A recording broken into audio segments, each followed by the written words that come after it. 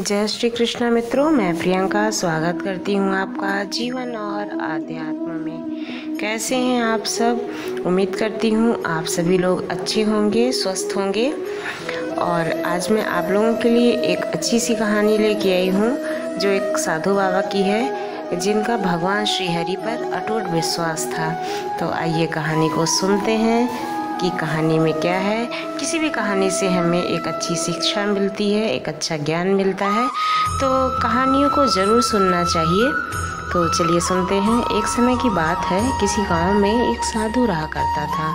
वह बहुत ही बड़ा भक्त था भगवान श्री हरि विष्णु का, और निरंतर ही एक पेड़ के नीचे बैठकर तपस्या किया करता था, भगवान विष्णु की आराधना किया करता था। उसके रोम रोम में जैसे भगवान विष्णु ही बसे हुए हों, उन पर उसका बहुत अटूट विश्वास था और गांव वाले भी उसकी इज्जत किया करते थे। एक बार गांव में बहुत भीषण बाढ़ आ गई। चारों तरफ पानी ही पानी दिखाई देने लगा। सभी लोग अपनी अपनी जान बचाने के लिए ऊंचे ऊंचे स्थानों का चुनाव करने लगे, यानी कि जहाँ भी ऊंचा होता, जहाँ उन्हें जगह दिखती, वहाँ पर वो जाकर खड़े हो जाते अपने आप को बचाने के लिए। जब लोगों ने यह देखा कि जो साधु महाराज हैं अभी भी पेड़ के नीचे बैठे हुए हैं और भगवान श्री हरि विष्णु का ही जाप कर रहे हैं, तो उन्हें यह जगह छोड़ने की सलाह दी। लोगों ने कहा कि साधु महाराज, आप यहाँ क्यों बैठे हुए हैं? आप भी यहाँ से ऊपर चलिए कहीं अच्छी जगह पर, यहाँ पर तो पानी भरा जा रहा है। परंतु साधु महाराज ने कहा कि तुम लोग अपनी जान बचाओ, मुझे तो मेरा भगवान बचाएगा। धीरे धीरे पानी का स्तर बढ़ता गया। पानी साधु के कमर तक आ पहुंचा। इतने में वहाँ एक नाव गुजरी, मतलब जहाँ साधु महाराज थे वहाँ से एक नाव गुजरी।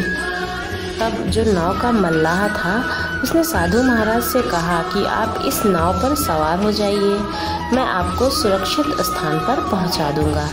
नहीं, मुझे तुम्हारी मदद की आवश्यकता नहीं है, ऐसा साधु महाराज ने कहा। और उन्होंने कहा कि हमारी रक्षा तो ईश्वर ही करेगा।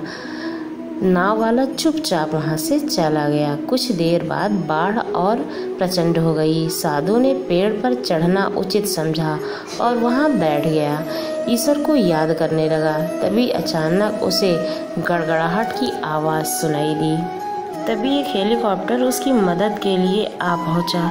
बचाव दल ने रस्सी लटकाई और साधु को उसे जोर से पकड़ने का आग्रह किया, पर साधु फिर बोला, मैं नहीं पकड़ूंगा, मुझे तो मेरा ईश्वर ही बचाएगा।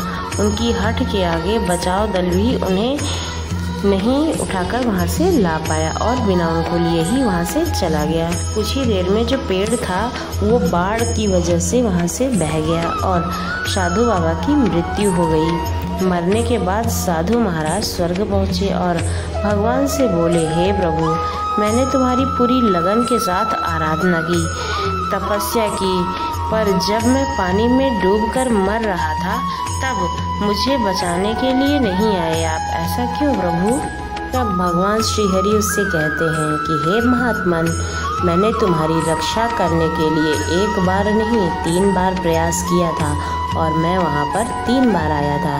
पहला ग्रामीण के रूप में, दूसरा नाव वाले के रूप में और तीसरा हेलीकॉप्टर के बचाव दल के रूप में, किंतु तुम मेरे इस अवसर को पहचान नहीं पाए। मित्रों, इस जीवन में ईश्वर हमें कई अवसर देता है अपने आप को सुरक्षित करने के लिए, अपने आप को व्यवस्थित करने के लिए। किसी न किसी को माध्यम अवश्य बनाता है।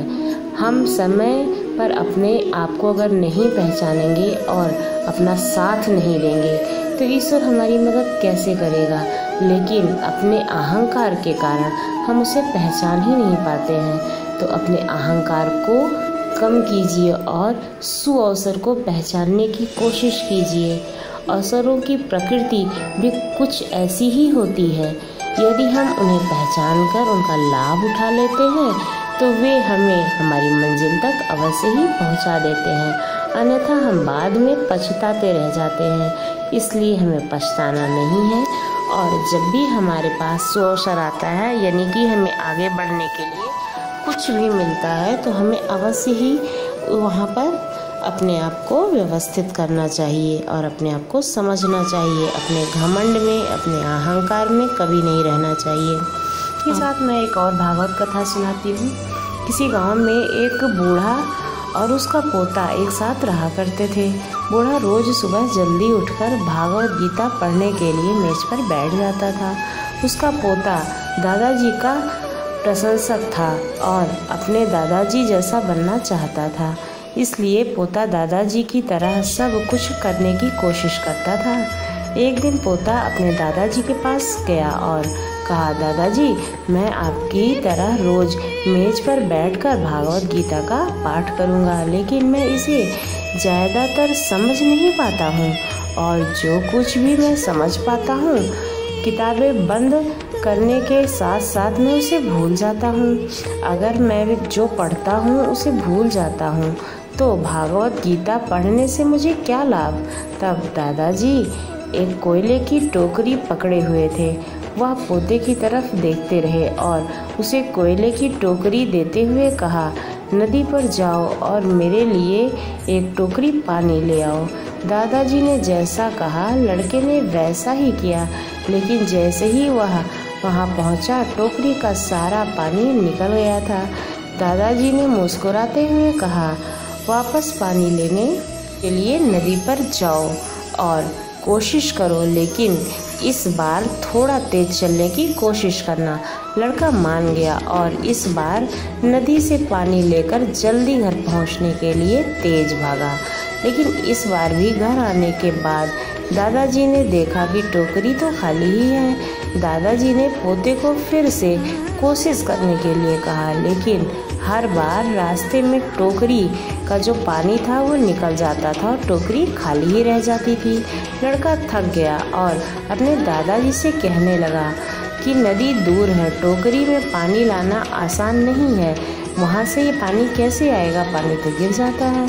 मैं आपके लिए पानी बाल्टी में ला देता हूँ। मैं चाहता हूँ कि तुम उस कोयले की टोकरी में ही पानी हमारे लिए नदी से लेकर आओ और कोशिश करो।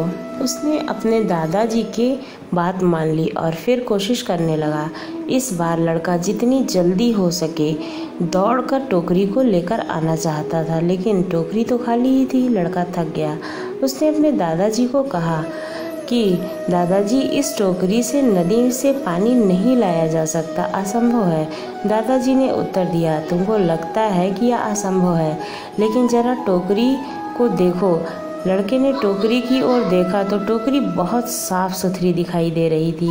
उसने देखा कि टोकरी से कोयले के सारे दाग हट चुके थे। अब कोयले की टोकरी अंदर और बाहर से साफ हो रही थी। दादाजी ने कहा, तुमने देखा कि टोकरी अब सारे दाग मुक्त हो गई है। जब आप भागवत गीता पढ़ते हैं तो ऐसा ही होता है। तुम जो पढ़ते हो उसे तुम समझ या याद नहीं रख सकते हो, लेकिन यह शब्द तुमको अंदर और बाहर से बिल्कुल बदल देता है। भागवत गीता का एक एक शब्द आपकी अंदर की अंतरात्मा तक को झकझोर देता है। इसलिए हम सभी को श्रीमद् भागवत गीता अवश्य ही पढ़ना चाहिए। दोस्तों, हम आशा करते हैं कि आपको श्रीमद् भागवत गीता की यह कहानी सुनकर अच्छी लगी होगी। कृपया करके इन कहानियों को आप अपने दोस्तों, परिवार वालों के साथ शेयर किया कीजिए। अगर आपको कहानी मज़ेदार, शिक्षाप्रद लगती है तो आप हमारे चैनल को सब्सक्राइब करना भी ना भूलिएगा। ऐसी और धार्मिक, आध्यात्मिक और वर्धक कहानियों के लिए धन्यवाद।